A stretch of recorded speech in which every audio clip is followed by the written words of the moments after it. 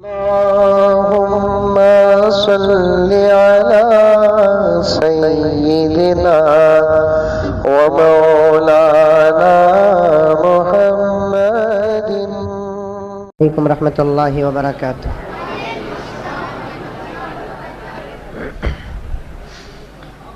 الحمد للہ رب العالمین نحمده ونستعینه ونستغفره ونؤمن به ونتوکل علیہ ونعوذ باللہ من شرور انفسنا ومن سیئات اعمالنا. من يهد الله فلا مضل له ومن يضلله فلا هادي له. ونشهد أن لا إله إلا الله وحده لا شريك له. ونشهد أن سيدنا ونبينا ومولانا محمدا عبده ورسوله أرسله الله تعالى بالحق بشيرا ونذيرا وداعيا إلى الله بإذنه وسراجا منيرا. أما بعد فأعوذ بالله من الشيطان الرجيم. بسم الله الرحمن الرحيم. ولا تقولوا لمن يقتل في سبيل الله أموات بل أحياء ولكن لا تشعرون. صدق الله العظيم. اللهم صل على سيدنا نبينا مولانا محمد وعلى آل سيدنا نبينا مولانا محمد وبارك وسلم. اللهم صل على محمد بعدد أوراق الأشجار وبعدد أقطار الأمطار وبعدد دواب البرار والبحار وعلى آله وصحبه وبارك وسلم. اللهم صل على محمد كما هو أهله ومستحقه. معزز سامعین کرام، آپ تمام حضرات بھی ایک مرتبہ درود شریف پڑھ لیں.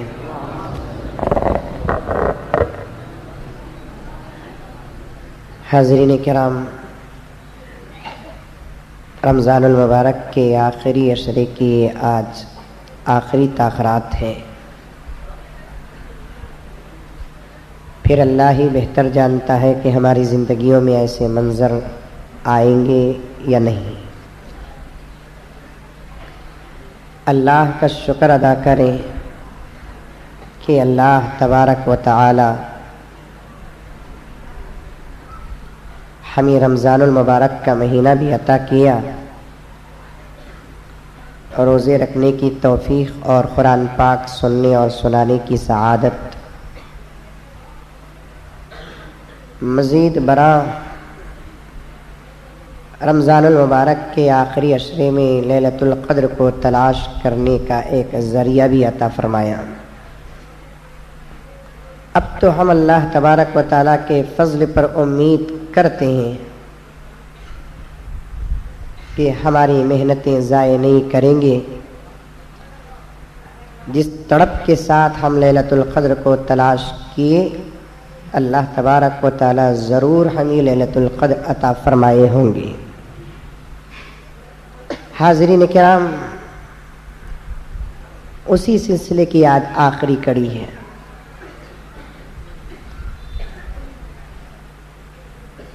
اب میں عنوان کی طرف آ رہا ہوں. ہمارا جو مذہب ہے وہ مذہب اسلام ہے. یہ بڑا امن شانتی کا مذہب ہے، پیار اور محبت کا مذہب ہے، ہمت اور جوامردی کا مذہب ہے۔ اس مذہب کے اصول، قوانین، ضابطے ایسے ہیں جو تمام کے عقلوں میں سما سکتے ہیں، اور یہ جو مذہب پھیلا ہے پیار سے، محبت سے، الفت سے، قوت سے، اخلاق سے، کردار سے پھیلا ہے، ظلم سے نہیں، زبردستی سے نہیں، کیونکہ اسلام نے کیا کہا، قرآن نے کیا کہا، لا اکراہ فی الدین، دین میں کوئی زبردستی نہیں ہے۔ میں اور آپ زبردستی کرنا تو دور کی بات، پیغمبر کو بھی زبردستی کرنے کا اختیار نہیں۔ آپ جانتے ہیں حضور صلی اللہ علیہ وسلم کے چچا حضرت ابو طالب موت کے وقت پیغمبر صلی اللہ علیہ وسلم گئے اور جا کر کلمہ پڑھنے پر زور دیے، یہاں تک کہا کہ چچا میرے کان میں پڑھ دیجئے، اتنی آہستہ آواز سے پڑھے آپ کہ آپ کا پڑھنا صرف میں سن سکوں، آپ کے ایمان کا اگر میں صرف گواہ بن گیا تو پھر قیامت میں بھرے میدان اور محشر میں آپ کے ایمان کی گواہی دوں گا۔ بول رہے اصرار بڑھتا گیا، لیکن ابو طالب کی زندگی میں ہدایت اور توفیق نہیں تھی۔ اللہ تعالیٰ نے کہا اِنَّكَ لَا تَهْدِي مَنْ أَحْبَبْتَ وَلَكِنَّ اللَّهَ يَهْدِي مَن يَشَاءُ۔ اے پیغمبر، آپ جسے چاہے اسے ہدایت دے نہیں سکتے، ہدایت کے مالک آپ نہیں ہیں، ہدایت تو میرے قبضہ قدرت میں ہے، میں جسے چاہتا ہوں اسے ہدایت دیتا ہوں، میری مرضی اگر ہے تو پھر ہم آپ کے دشمن کو بھی ہدایت دے دیں گے، اگر میری مرضی نہیں ہے تو آپ کے چچا کو بھی ہدایت سے محروم کر دیں گے۔ زبردستی کا مذہب نہیں ہے، امن، سکون، اطمینان، چین کا مذہب ہے۔ لوگ کہتے ہیں کہ یہ دین تلوار سے پھیلا، الزام لگا رہے ہیں وہ مذہب اسلام پر۔ تلوار تو ضرور اٹھائے، مقاصد کچھ اور تھے، مذہب پھیلانا مقصد نہیں تھا، ورنہ پیغمبر کے تلوار کے سامنے مقابلہ کرنے والا کون تھا؟ صحابہ کی تلواروں کا جواب دینے والا کون تھا؟ ان کے تلوار اٹھانے کے مقاصد کچھ اور تھے، لیکن انہوں نے، زمانے نے ان پر الزام لگایا اور کہا کہ یہ مذہب تلوار سے پھیلا ہے۔ ہاں، تلوار سے مسلمان کا خاص تعلق ہے، تلوار کو اپنی شان، اپنی آن، اپنی عزت، اپنی آبرو سمجھتا ہے مسلمان، کسی کو مارنے کے لیے نہیں، دفاع کرنے کے لیے، مارنے والے کا جواب دینے کے لیے تلوار کو اپنے ساتھ رکھا کرتا تھا۔ اب ہم اس زمانے کے الزام لگانے والے ان غیروں سے پوچھنا چاہتے ہیں، تلوار رکھنا اگر دہشت گردی کی علامت ہے تو پھر ہمارے سکھ بھائی کے پاس تلوار ہے، کیا وہ سب دہشت گرد ہو گئے؟ ایک ایک مذہب کا ایک قانون ہوتا ہے، ایک شان ہوتی ہے، ایک آن ہوتی ہے۔ اسی طریقے سے مذہب اسلام میں کی شان اور آن تلوار تھی، ایک زمانے میں رکھتے تھے، آج نہیں۔ اب میں بولے اب ان کو سب بھی تلوار لے لینے جاتے ہیں۔ اب تلاش کرو نوجوان کو، کھنگالو اس کے جیبا، کنگھی ملیں گی، موبائل ملیں گا، بیڑی کا کٹا ماچس کا ڈبہ ملے گا، شان پہچان ضرورت پر رکھتے تھے دفاع کرنے کے لیے، ورنہ یہ مذہب تلوار کے ذریعے سے نہ پھیلا ہے، نہ اس مذہب کے بڑوں نے تلوار کے ذریعے سے دین اور مذہب کو پھیلایا ہے۔ یہ مذہب تو امن سے، سکون سے، اخلاق سے، کردار سے پھیلا ہے۔ جو کوئی آتا مسلمانوں کے اخلاق کو دیکھ کر قدموں میں پڑ جاتا کہ ہمیں بھی اپنے مذہب میں داخل کرو۔ ملک شام میں ایک صحابی کا دکان، اس اناج کے دکان میں ایک یہودی گیا اناج لینے کے لیے۔ مسلمان صحابی نے کہا یہی میٹیریل سامنے کی دکان میں ملتا ہے، وہاں جا کر لے لو۔ یہودی گیا، اس دکان کو جا کر لیا تو معلوم ہوا کہ وہ دکان یہودی کا ہے، لینے والا بھی یہودی، بیچنے والا بھی یہودی۔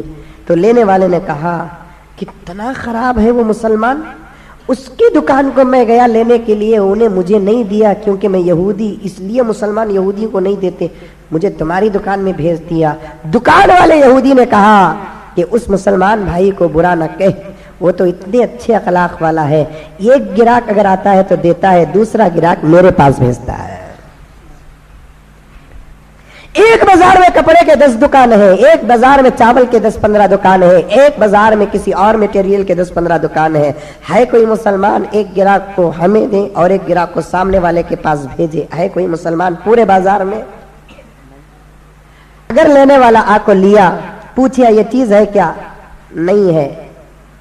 دینے دکان والے کو معلوم یہ چیز سامنے والے کے دکان میں ملتی، بول کر انہیں پوچھتا یہ چیز کہاں ملتی؟ کہتا ہے پورے بازار میں کامچ ملتی نہیں، کہاں میرے سے زیادہ انہیں کما کو ترقی کر لیتا ہے۔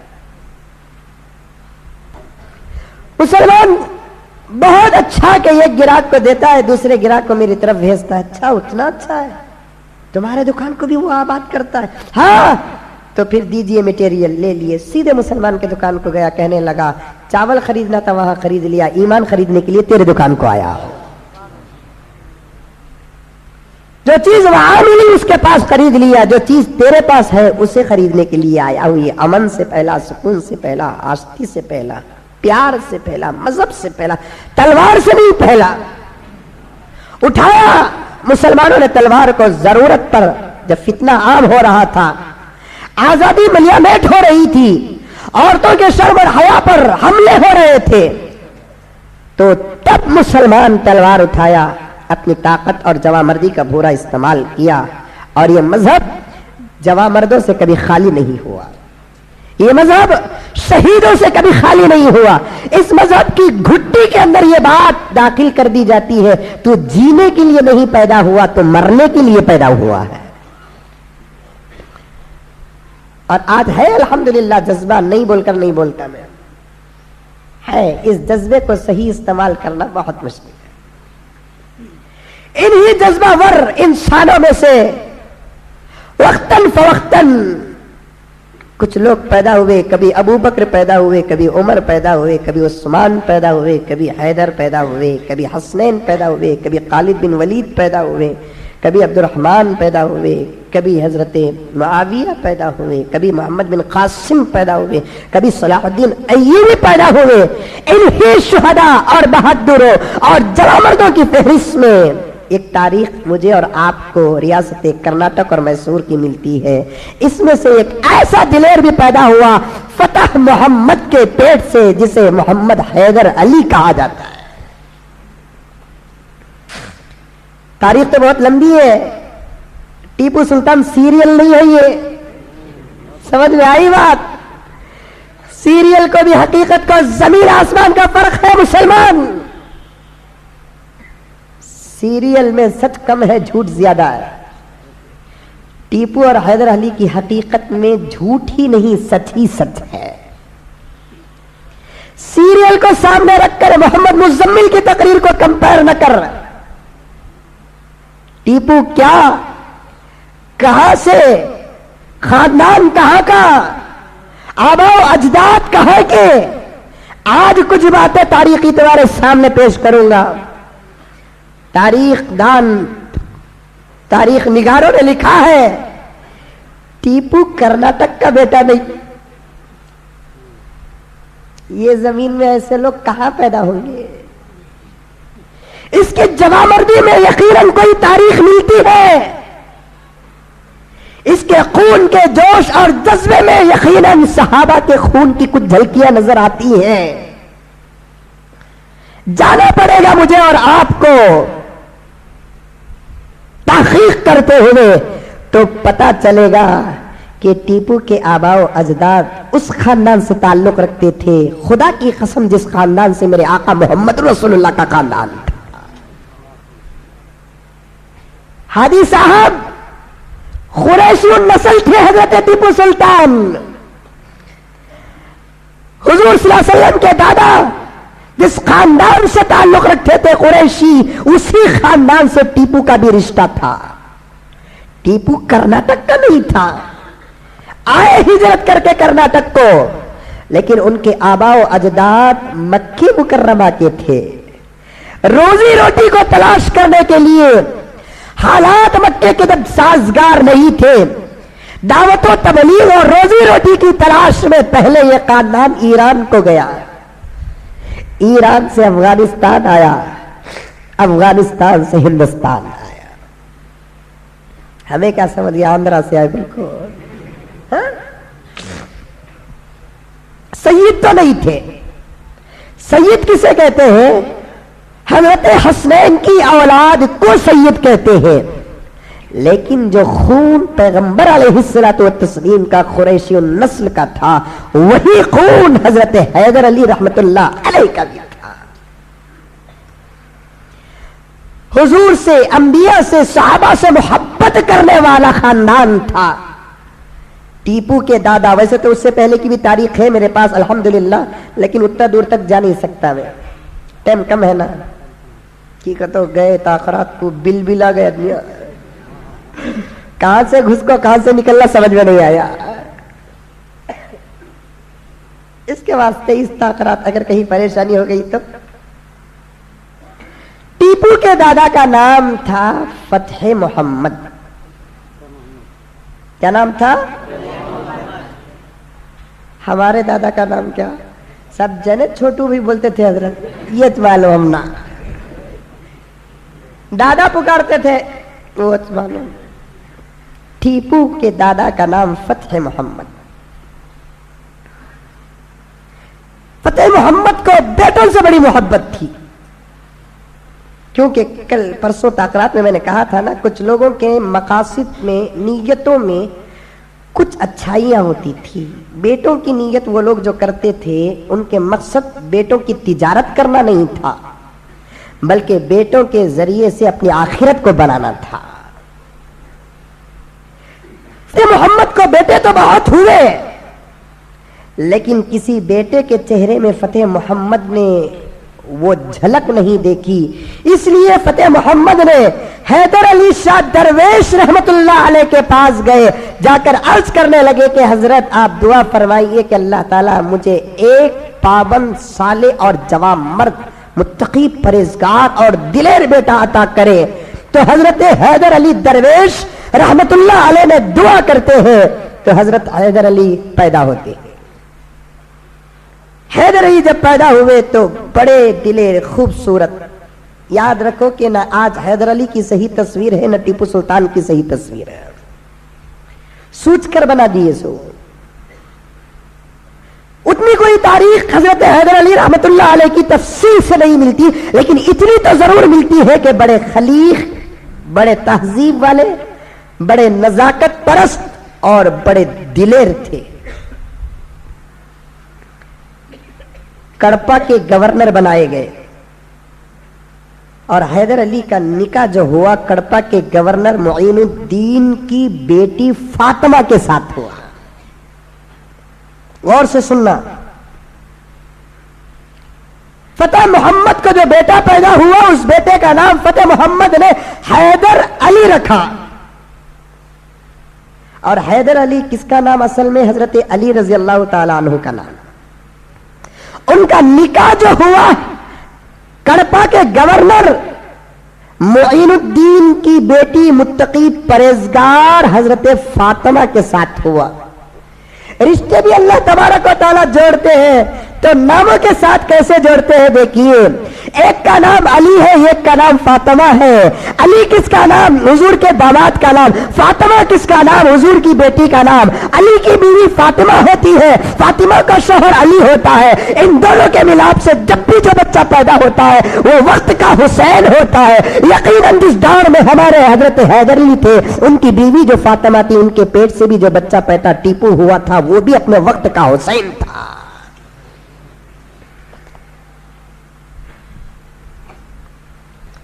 جیسے باپ فتح محمد نے ولی کامل کے پاس جا کر ایک نیک صالح بیٹے کی دعا کرائی, اسی طریقے سے حضرت حیدر علی رحمت اللہ علیہ نے بھی اپنی بیوی کو ساتھ لے کر آرکاٹ کے ایک بہت بڑے ولی کامل حضرت ٹیپو مستان رحمت اللہ علیہ کے مزار میں حاضری دے کر دعا کی درخواست کی. اور دل ہی دل میں حضرت فاطمہ رحمت اللہ علیہ نے یہ نیت کر لی کہ اگر مجھے بیٹا پیدا ہوگا تو میں اس بیٹے کا نام اس ولی کے نام کے ساتھ رکھوں گی. آج بھی میرے دوستو آرکاٹ میں اس ولی کامل کی مزار ہے جہاں حیدر علی اور حضرت فاطمہ نے حاضری دے کر بیٹے کی دعا کرائی تھی. تو وہاں اللہ تبارک و تعالیٰ نے اس بزرگ کامل کی دعا کو قبول کیا تو فاطمہ کو ایک بیٹا پیدا ہوا. نام رکھنے کا جب وقت آیا حیدر علی کہنے لگے اس بچے کا نام میں اپنے ابا کے ساتھ رکھوں گا. فاطمہ کہنے لگی میں اس بچے کا نام ولی کامل ٹیپو مستان رحمت اللہ علیہ کے نام پر رکھوں گی. اب میاں بیوی میں جب تکرار ہوتی ہے مصالحت کی تو کوئی شکل پیدا ہو جائے تو حضرت حیدر علی نے کہا کیوں الگ الگ نام کو ڈیوائڈ کر لے, تیرا میرا نام ملا کر پورا رکھ دے. تو بات منظور تک پہنچ گئی. تو پورا نام حضرت ٹیپو سلطان کا کیا تھا؟ فتح محمد ٹیپو سلطان. تھمڑ گیا. انہوں بھی ہارنا نہیں چاہ رہی, انہوں بھی ہارنا نہیں چاہ رہی. نام رکھنے میں جب تکرار ہوئی, چلو ٹیپو سلطان نام ماں نے رکھا, فتح محمد نام باپ نے رکھا. کہاں پیدا ہوئے حضرت ٹیپو سلطان؟ بالکل یہاں سے تقریباً 30-35 کلومیٹر دور جسے دیون ہلی کہا جاتا ہے وہاں حضرت ٹیپو سلطان شہید رحمت اللہ علیہ کی ولادت ہوئی. اس زمانے میں جس زمانے میں ٹیپو پیدا ہوئے اس زمانے میں دیون ہلی کا نام یوسف آباد تھا,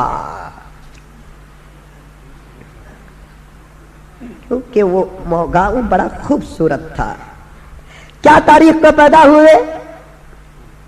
20 ذی الحجہ 1107 پر 3 ہجری, 10 نومبر 1750 عیسوی, ہفتے کا دن, صبح صادق کے وقت کرناٹک کی ناک اور ناز, نوجوانوں کی دلوں کا دھڑکن, انگریزوں کی پسینے کی دھار, ان کے خوف کا نتیجہ ٹیپو سلطان دیون ہلی کے گھر پیدا ہوتے ہیں.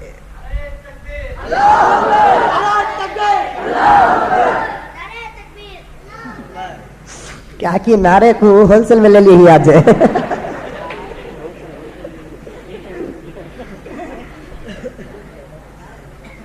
ماں اتنی متقی پرہیزگار, باپ اتنا متقی پرہیزگار.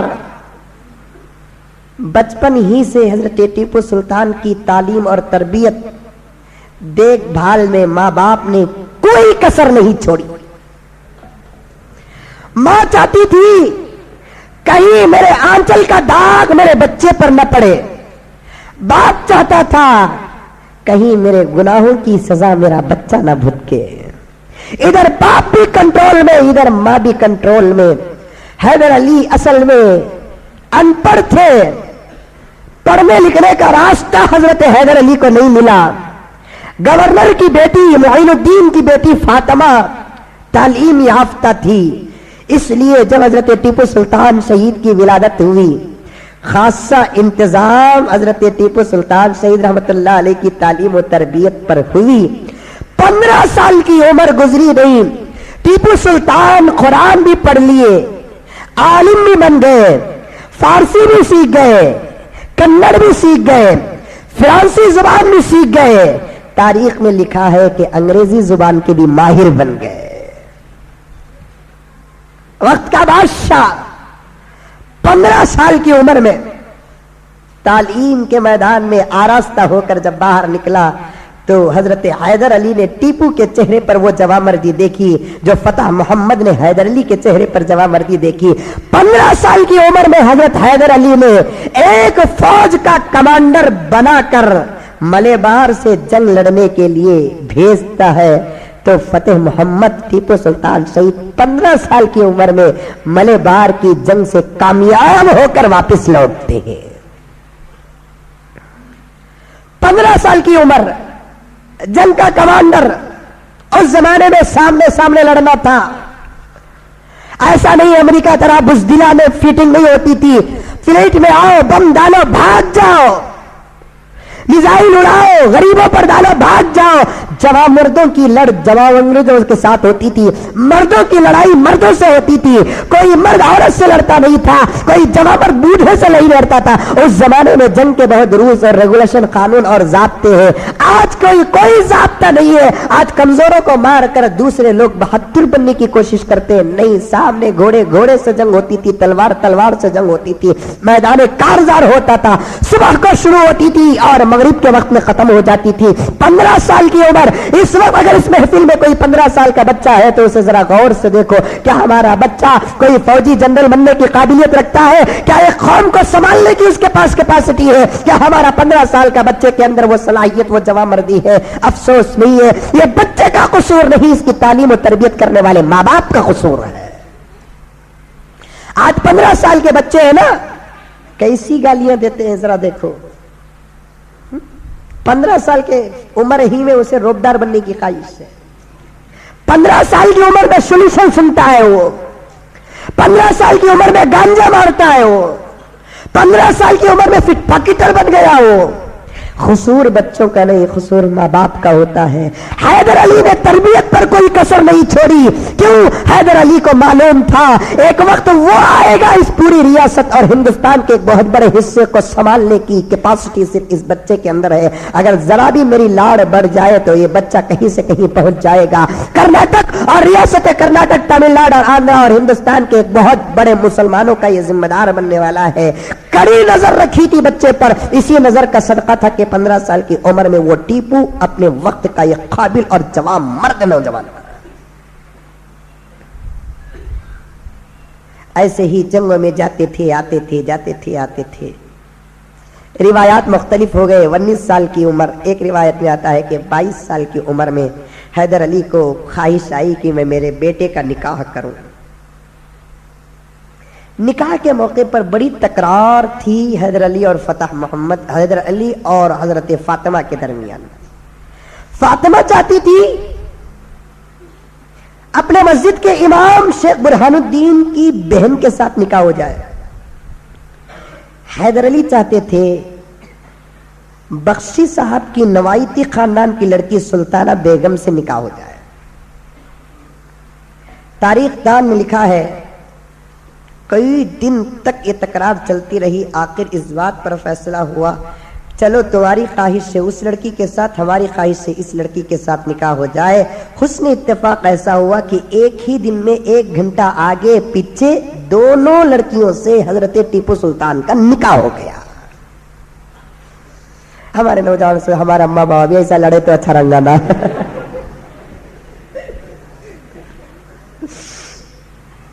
हमारे अम्मा बाबा भी ऐसा लड़े तो अच्छा रहेगा ना। समझ में आई बात? 1 घंटा पहले इमाम बख्शी की बेटी सुल्ताना बेगम से निकाह हुआ। 1 घंटा बाद शेख बुरहानुद्दीन साहब की बहन के साथ निकाह हुआ। इस्लाम में जायज है ना, 2-2 से शादी कर सकते, 3-3 से शादी कर सकते, 4-4 से शादी कर सकते, 5-5 से भी कर सकते। खुश तुम्हें हजरत अच्छे, तुम्हें खुश। बाहर गया तो भाभियां छोड़ेंगे। बहाया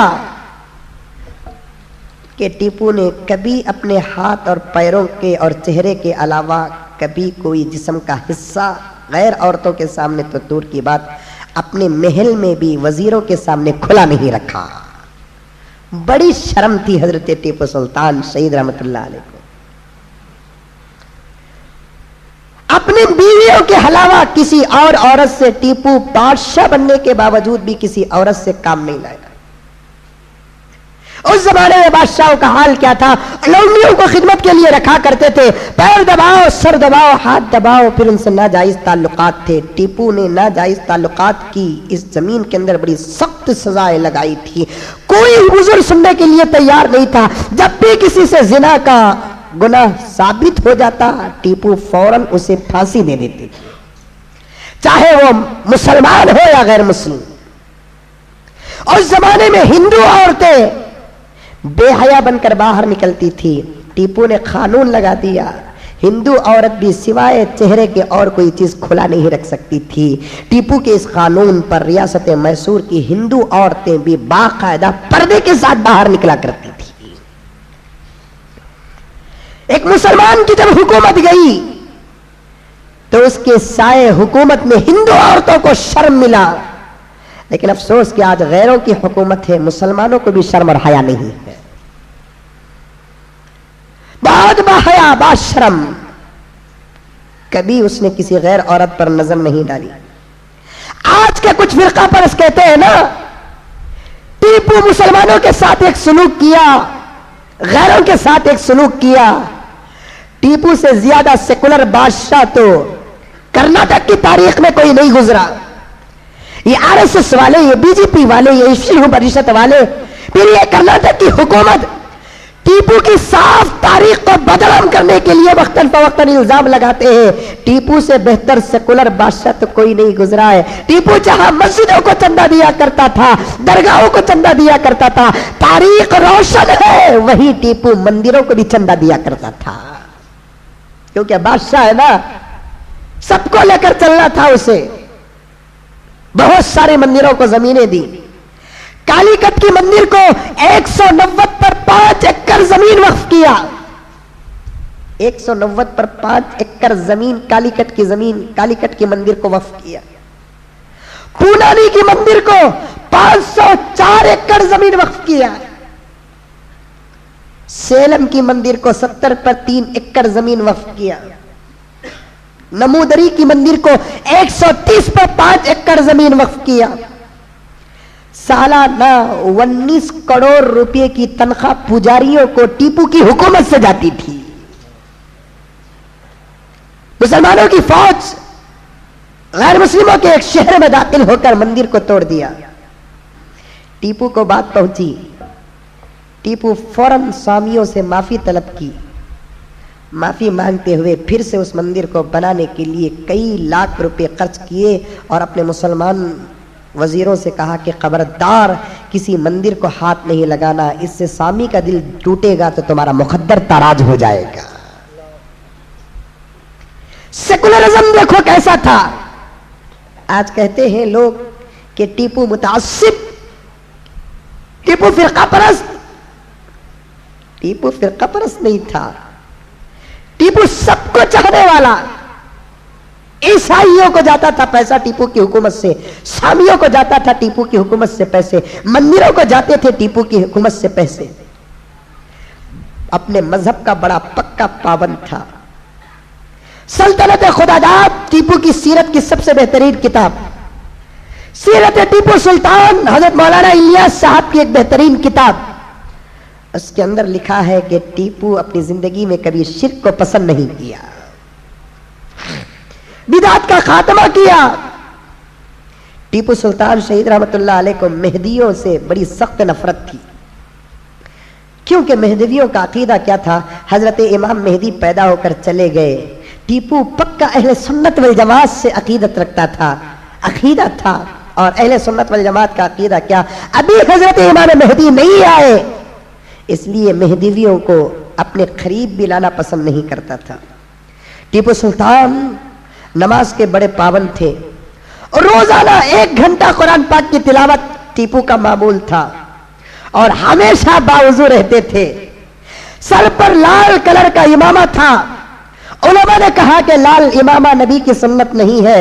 اس کے بعد سے پوری زندگی حضرت ٹیپو نے ہرے کلر کا امامہ باندھا. اور حضرت مولانا حسین احمد ندوی رحمت اللہ علیہ نے علماء دیوبند کون اور کیا کے اندر لکھتے ہیں ٹیپو سلطان نے اپنی زندگی میں کبھی اپنے چہرے پہ وسترا نہیں لگایا. نماز کی پابندی, روزانہ قرآن کی تلاوت, ہمیشہ باوضو, سر پہ امامہ اور داڑھی تھی. جس وقت کی تصویر کو نقل کیا گیا وہ 16-17 سال کی جوامردی کی تصویر تھی, اور اس عمر میں تو داڑھی برابر نکل کر نہیں آتی. اتنا وقت کا نمازی, اتنا باوضو رہنے والا, قرآن کا عاشق, قرآن کا خاری, کیا اپنے چہرے پر وسترا لگائے گا؟ نہیں. وقت کا مکمل. حضرت حسین احمد ندوی رحمت اللہ علیہ فرماتے میں نے ٹیپو کے مزار پر مراقبہ کیا, خبر میں نے ٹیپو کو جس حالت میں دیکھا اس حالت میں ٹیپو کے چہرے پر داڑھی تھی. اتنا بڑا ولی کامل نبی کی سنت کو کیسے مٹا سکتا ہے؟ وقت کا بڑا جوامرد. ایک مرتبہ شکار کے لیے گئے حضرت ٹیپو سلطان شہید رحمت اللہ علیہ. اچانک چیتا آ کر حملہ کر دیا. پورے دوست سب بھاگ گئے.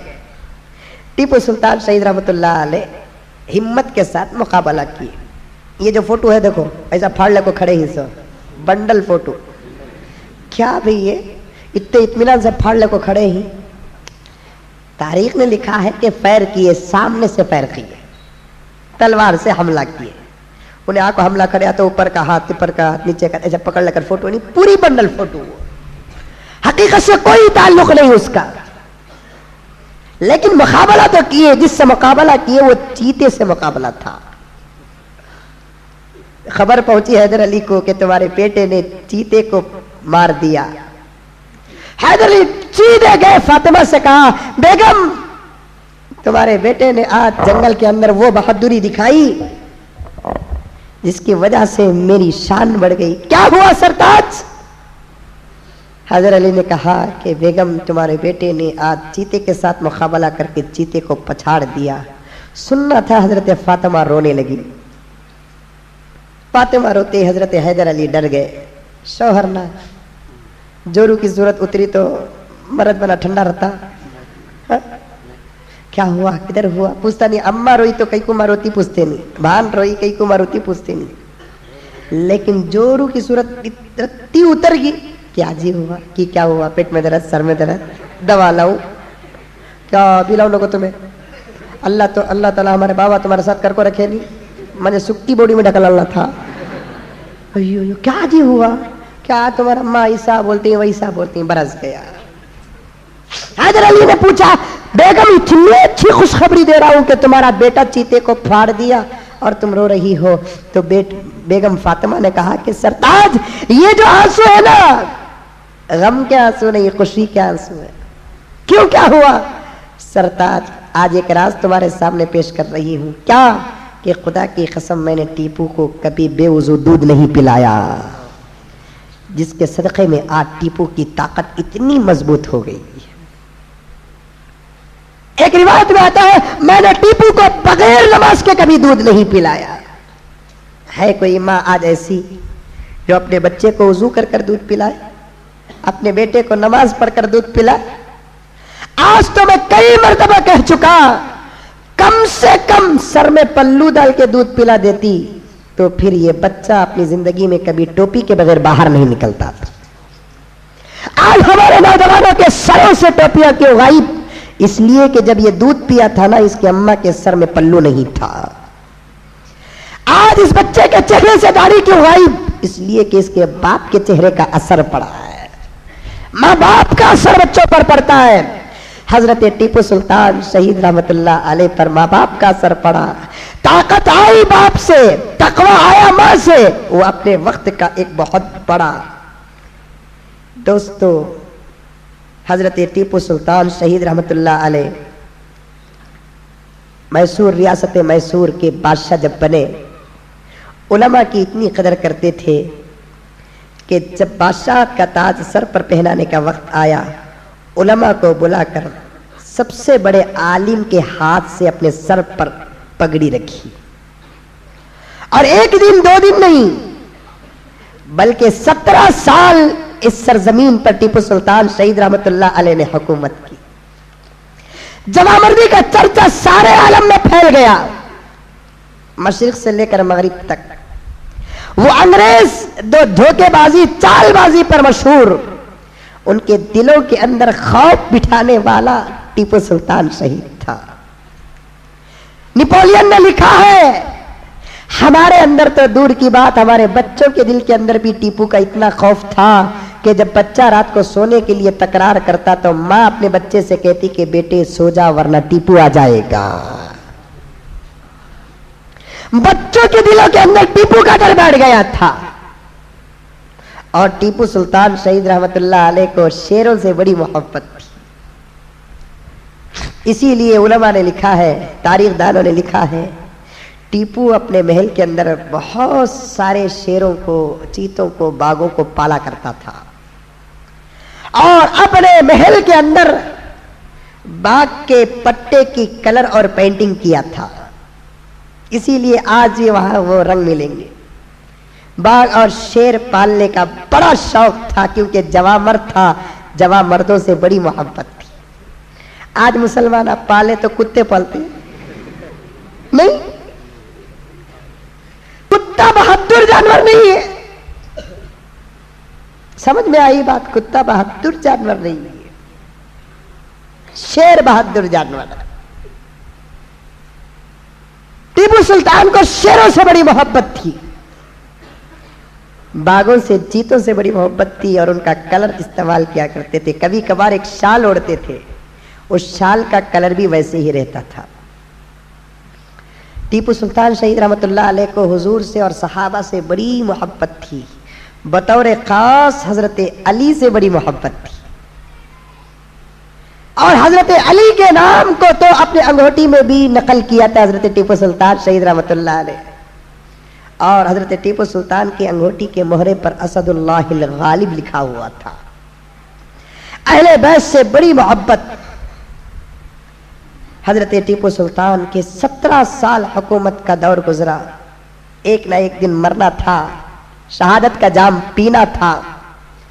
یقیناً میرے دوستو، کسی شاعر نے بالکل سچ کہا، اس گھر کو آگ لگ گئی گھر کے چراغ سے۔ انگریزوں نے جب ہندوستان کو قبضہ کرنے کی نیت سے ہندوستان میں قدم جمائے تو انگریزوں کے لیے سب سے بڑا کانٹا جو تھا وہ ٹیپو ہی تھا۔ 3 جنگوں میں انگریز شکست فاش کا سامنا کرنا پڑا، چال چل نہ سکے، انگریزوں کے ہتھیار ٹیپو کے سامنے کامیاب نہیں ہوئے۔ آخر انگریزوں نے ایک تدبیر اختیار کی، کیا ہی اچھا ہوگا کہ ٹیپو کے وزیروں کو خرید لیا جائے۔ سب سے پہلے ٹیپو نے پورنیا کو خریدا، انگریزوں نے پورنیا کو خریدا۔ سب سے بڑا غدار نکلا پورنیا، جس سے حضرت ٹیپو کو نقصان ہوا۔ غیروں میں پورنیا تھا، اپنوں میں میر صادق تھا۔ میر صادق اپنوں میں نکلا، غیروں میں پورنیا نکلا۔ اندرونی ماحول میں ایک ٹیپو نے ایک نوجوان کو بڑی محبت سے پالا تھا، کلمہ بھی پڑھایا تھا، اس کا نام رکھا راجہ خان، اسے بھی خرید لیا۔ اب یہ اندر اندر ٹیپو کے خلاف سازش کرنے لگے۔ انگریزوں نے اس طریقے سے ٹیپو کو ختم کرنے کا پورا پلان بنایا ہے۔ ایک دن ٹیپو سلطان شہید رحمت اللہ علیہ رات کے وظائف سے مکمل پاک ہو کر، پورے ہو کر رات کو سوتے ہیں تو اللہ کے رسول صلی اللہ علیہ وسلم کی زیارت نصیب ہوتی ہے۔ کتنا مقبول بادشاہ ہوا ہوگا کہ جس کے خواب میں اللہ کے رسول کی زیارت ہوئی۔ اللہ کے رسول صلی اللہ علیہ وسلم نے ٹیپو سے کہا کہ ٹیپو، کل رات کا کھانا ہمارے ساتھ کھانا۔ سیرت ٹیپو سلطان میں لکھا ہوا ہے، اللہ کے رسول صلی اللہ علیہ وسلم نے بشارت دی کہ ٹیپو، شہادت تمہاری انتظار کر رہی ہے۔ ٹیپو بہت خوش ہوئے، خواب دیکھ کر گھبرا کر نہیں اٹھے۔ ایک تو نبی کا خواب تھا، ٹیپو کو بڑی خواہش تھی کہ نبی کے روزے پر حاضری دے، اللہ کے دربار پر حاضری تھے، لیکن ہندوستان کے مسائل کچھ ایسے تھے جس کی وجہ سے حضرت ٹیپو سلطان شہید رحمت اللہ علیہ حج بیت اللہ اور زیارت رسول اللہ کی حاضری نہیں کر سکے، لیکن سالانہ کئی علماء کو اور غریبوں کو حج کے لیے اور مدینے کے لیے بھیجتے تھے، نبی کو سلام بول کر بھیجتے تھے۔ یہی سلاموں کا صدقہ تھا کہ ایک دن اللہ کے رسول نبی کریم صلی اللہ علیہ وسلم ٹیپو کے خواب میں تشریف لائے۔ خیر جب صبح کا وقت ہوا تو ٹیپو کے دل کے اندر شہادت کا شوق، ایک عجیب قسم کی بے چینی تھی۔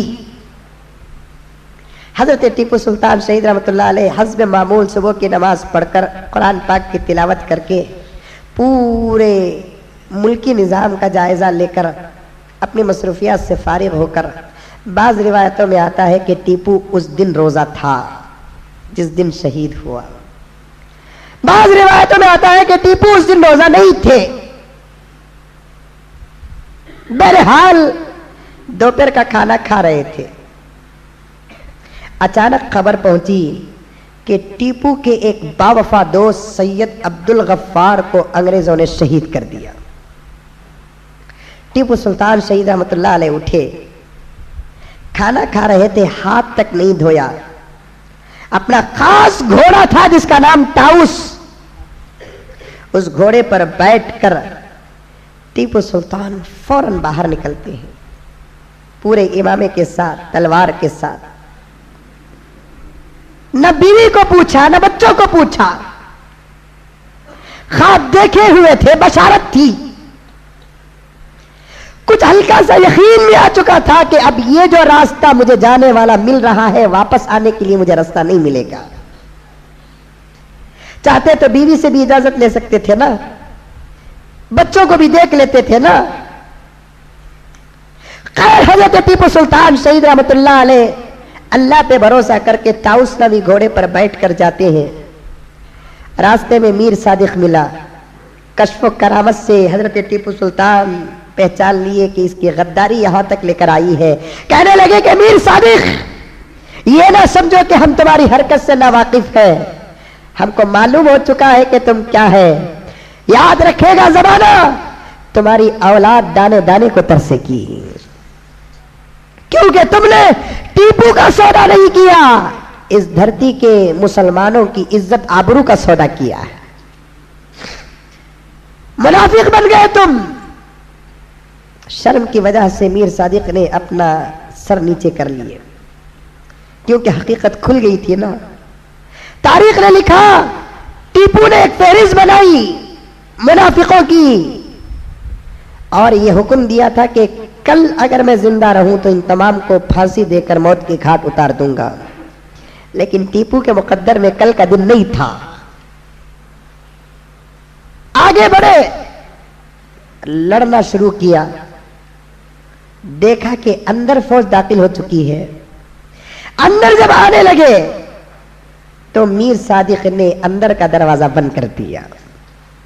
بکا ہوا تھا نا، کچھ ایمان فروش ایسے پیدا ہو جاتے ہیں جو خود کا کیا سودا کرتے ہیں، قوم و ملت کا بھی سودا کر دیتے ہیں، عزت آبرو کا بھی سودا کر دیتے ہیں۔ ان کی نگاہوں کے سامنے صرف دولت دولت دولت، اس کے علاوہ اور کوئی چیز ان کے پاس نہیں رہتی، ان کے سامنے نہیں رہتی۔ لالچ، ہرس ان کو اندھا بنا دیتی ہے۔ ٹیپو سلطان شہید رحمت اللہ علیہ اندر آنا چاہتے تھے، لیکن دروازہ بند کر دیا گیا، تو ٹیپو سلطان بارے کے باہر لڑتے رہے۔ ایک دوسرے دروازے سے اندر جانا چاہتے تھے تو وہ دروازہ بھی بند کر دیا گیا۔ ٹیپو مرتا کیا نہ کرتا کا مثال بن گئے۔ ٹیپو سلطان تنہا انگریزوں کا مقابلہ کر رہے تھے۔ سرنگ پٹن کی زمین آج بھی گواہ ہے، آسمان آج بھی گواہ ہے۔ فوجی کا ساتھ دینے لگے، ٹیپو کی تنہائی کو دیکھ کر پورا سرنگ پٹن اپنے ہاتھ میں تھا، جو تھا وہ لے کر میدان میں اتر گیا۔ تاریخ نے لکھا ہے ٹیپو کے احسان کا حال یہ تھا کہ ٹیپو کا ساتھ دینے کے لیے سرنگ پٹن کی غیر مسلم عورتوں نے بھی میدان میں کود دیا۔ غیر مسلم عورتیں بھی اتر گئی. ٹیپو بار بار عورتوں سے کہنے لگا تم جاؤ, مجھے ملک سے زیادہ تمہاری عزت کی فکر ہے, میں اپنے نگاہوں کے سامنے تمہارے آنچل کو چرکتا ہوا دیکھ نہیں سکتا. لیکن وہ مائیں, وہ عورتیں کہاں ٹیپو کے احسان کو بلا سکتی تھی. میدان میں اتر کر لڑتی گئی, میدان میں اتر کر لڑتے گئے بلا تفریق مذہب, سب کے سب ٹیپو کے ساتھ اترے. تاریخ نے لکھا ہے کہ اس ایک ظہر سے لے کر عصر تک 12,000 لاشیں سیرین پٹن پر پڑ گئی. ٹیپو سلطان اتنی جوابردی سے لڑتے رہے. آج ان کمینوں نے ٹیپو کی تاریخ کو بھلا دیا, ٹیپو کی شہادت کو بھلا دیا. ایک مسئلہ ٹیپو کی عزت کا آتا ہے تو سب وہ مہینے گزر جاتے ہیں اسے پاس کرنے کے لیے. ٹیپو کے احسان کے صدقے میں آج بھی یہ ریاست دبا ہوا ہے. یہ بھول گئے لوگ. ٹیپو تنہا لڑتے گئے. جب ٹیپو کی تلوار کے سامنے انگریزوں کی چال چل نہ سکی تو ایک انگریز نے ٹیپو کے طاؤس نامی گھوڑے پر چھوٹ کیا تو ٹیپو گھوڑے سے نیچے اتر گیا. جسے اللہ پر بھروسہ ہوتا ہے اسے گھوڑوں پر بھروسہ نہیں ہوتا. گھوڑے سے نیچے اتر کر حضرت ٹیپو سلطان شہید رحمت اللہ علیہ لڑتے گئے. کب تک لڑتے رہے گا یہ مرد مجاہد؟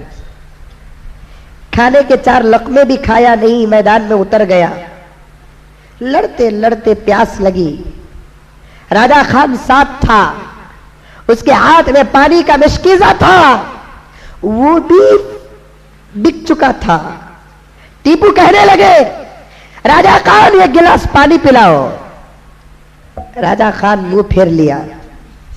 بغیر پیاس پانی کے ٹیپو لڑتا گیا کیونکہ اللہ کو پسند تھا. ٹیپو دنیا کا پانی نہ پیو, ہم تم کو شہادت کا جام پلانے والے ہیں. اگر تم پانی پی لو گے ٹیپو, میدان کربلا کے حسین میں اور تم میں فرق آ جائے گا. ایک وہ نبی کا نواسا اس وقت میدان کربلا میں اتر کر پانی کو ترستا ہوا جان دیا. ایک تم بھی حیدر علی کے اور فاطمہ کے بیٹے حسین ہو, تم کو بھی پانی سے تڑپ کر ہی جان دینا پڑے گا. لڑتے رہے یہاں تک کہ سورج غروب ہو رہا تھا. تو سورج غروب ہونے کے قریب میں بے بسی کا, پیاس کا عالم, بالکل نقاہت طاری ہو گئی. ٹیپو کے سامنے شہادت بھی تھی, ہندوستان کے مسلمانوں کا مستقبل بھی تھا. اگر وہ اپنی کمزوری کے سائے میں آ جاتا تو مسلمانوں کے مستقبل سامنے آتا, پھر اٹھ کر کھڑتا. کسی نے ایک گولی چلائی جو ٹیپو کے اس بازو لگی تو یہاں زخمی ہوا ہاتھ, تو ٹیپو بائیں ہاتھ سے لڑنے لگا. بائیں ہاتھ سے بھی گولی لگی, پھر بھی زخموں کو برداشت کرتے ہوئے ٹیپو سلطان شہید رحمت اللہ علیہ لڑتے رہے. مغرب کا وقت ہو رہا تھا. انگریزوں نے دیکھا یہ کیسا انسان ہے جس کے سامنے گولیاں اثر نہیں کر رہی ہے. آخر ایک بدبخت نے ٹیپو کے سینے پہ گولی چلائی. یہ ٹیپو کی طاقت کا آخری وقت تھا. تلوار کیا چھوٹی, ٹیپو بھی زمین میں گر گیا. سینہ ہی بالکل اہم جگہ ہوتی ہے. ٹیپو کے سینے پر جب گولی لگتی ہے تو ٹیپو سلطان شہید رحمت اللہ علیہ تلوار چھوڑ کر پڑ ہی جاتے ہیں. اب موت اور حیات کے درمیان کچھ لمحے باقی تھے. ایک انگریز دشمن آیا, ٹیپو کے کمر پر جو ہیروں کی پٹی بندھی ہوئی تھی اسے نکالنا چاہا. ٹیپو فوراً تلوار اٹھاتے اور کہتے ہیں اس پاک جسم پر موت سے پہلے کوئی ناپاک ہاتھ لگا نہیں سکتا. وار ایسے کرتے ہیں, ہیروں کی لالچ میں وہ موت کے گھاٹ اترتا ہے. پھر چند لمحوں کے بعد آخر کلمہ پڑھتے ہوئے ٹیپو سلطان شہادت کا جام نوش کر لیتے ہیں. کئی گھنٹے تک ٹیپو کا جسم گرم تھا. جو بھی آتے ٹیپو کی کھلی ہوئی آنکھوں کو دیکھ کر ڈر کر بھاگ جاتے. جب رات کا کئی حصہ گزر گیا تو خادم خاص راجہ خان نے جا کر انگریزوں کو کہا کہ ٹیپو یقیناً شہید ہو گیا ہے. انگریز خوش ہو کر آئے, टीपू के सराहने खड़े और टीपू को देखा। कई घंटे गुजरने के बाद भी टीपू का जिस्म गर्म है। जब नब्ज पकड़ कर देखे, नब्ज रुकी हुई थी, तो अंग्रेज खुश होकर नारा लगाकर कहा, आज से हिंदुस्तान हमारा है। जब तक टीपू जिंदा थे, हिंदुस्तान में अंग्रेजों की दाल नहीं गली। टीपू की शहादत के बाद अंग्रेजों ने कहा, आज हिंदुस्तान हमारा है। पूरी रात गुजरी, पूरी रियासत मैसूर के अंदर वावेला मच गया। मुसलमान तो मुसलमान, औरतें, गैर मुस्लिम औरतें भी सीना मारते हुए आ गए। टीपू की लाश गुस्ल खाने को ले गई। वहां से जनाजा उठा। ज़ोहर के वक्त तक जनाजा पूरी शहराओं में गश्त करता रहा। तपती हुई धूप, पसीने का आलम, आंखों की आंसू, मां और बहनों का रोना, छोटे बच्चों का बिलबिलाना, बेसहारा एक हिंदुस्तानियों की आह पुकार, बेबसी के आलम में बेयारो मददगार टीपू का जनाजा निकल कर जाता है। आसमान भी कब तक बर्दाश्त करेगा? आखिर आसमान के सबर का बंधन भी टूटा। तारीख ने लिखा, अभी थोड़ी देर पहले तपती हुई धूप थी, अचानक चारों तरफ से अबर घिर कर आसमान भी आंसुओं को बहाना शुरू किया। इतनी जोरदार बारिश लगी, तारीख रियासत मैसूर में ऐसी बारिश नहीं। एक एक बिजली ऐसी बरसने लगी कि बच्चे डर के मारे अपने माओ के सीनों में जाकर छपने लगे। आखिर एक बहुत बड़े मौलाना आए, टीपू के जनाजे को पढ़ाया और हजरत टीपू सुल्तान को पूरे जाहो जलाल के साथ हजरत हैदर अली के मजार के बाजू जाकर दफना दिया। हिंदुस्तान की किस्मत खराब थी, हिंदुस्तान की तकदीर खराब थी। टीपू जैसा एक मर्द मुजाहिद शहीद हो गया, वरना अगर टीपू के साथ गद्दारी ना होती तो आज भी हिंदुस्तान में मुसलमानों की हुकूमत बाकी रहती। कोई ना कोई ऐसा जवामर टीपू के खून से पैदा होता और हिंदुस्तान की बागडोर संभालता। फिर भी अपने दौरे हुकूमत में टीपू ने इस रियासत कर्नाटक को बहुत संवारा, मुसलमानों को बहुत कुछ दिया, मसाजिद को बहुत कुछ दिया, मदारिस को बहुत कुछ दिया, अल्लाह वालों के मज़ारात को बहुत कुछ दिया, दरगाहों को बहुत कुछ दिया, ईदगाहों को बहुत कुछ दिया। लेकिन आज हमारा हाल ये है, उस एक टीपू की सीरत को संभालने की हमारे पास ताकत नहीं। उस एक टीपू जैसा आज एक काउंसलर नहीं, टीपू जैसा एक एमएलए नहीं, टीपू जैसा एक एमएलसी नहीं, टीपू जैसा एक कोई रुस्तम नहीं। सिर्फ नाम के भुक्के हैं, टीपू के नक्शे कदम पर चलने वाला एक मर्द मुजाहिद भी नहीं। अरे टीपू का क्या होगा? टीपू तो पहुंच गया अल्लाह तबारक व तआला के पास, उसे जो मिलना था वो कुछ मिल गया, लेकिन वो जो देकर गया था ना, आज उसकी दी हुई चीजों की हिफाजत करने वाले भी आज हम बराबर नहीं रहे। टीपू के हथियारात की हिफाजत करने वाले नहीं, टीपू के तारीखी चीजों की सही तौर पर हिफाजत करने वाले नहीं, टीपू ने जो वक्फी इमलाक दिया ना, उस वक्फ की पिरापट्टी की हिफाजत करने वाले नहीं है हम लोग। उसका मार कर खाने वाले आज भी है। मैंने हिंदुस्तान को देखा मुख्तसर और रियासत कर्नाटक का दौरा किया। हम बड़े गद्दार मेरे दोस्तों, टीपू की प्रॉपर्टी की हिफाजत कर नहीं सके हम लोग। टीपू देकर गए किसके लिए? ताकि मुस्तकबिल में आने वाले मुसलमान इससे फायदा उठाए। लेकिन हमारे कौम के रहबरों ने टीपू की दी हुई जगहों की तिजारत और सौदा करके अपने खानदान को तो बढ़ाया, लेकिन इस मुल्क और इस कौम की गरीबी को मिटाया नहीं।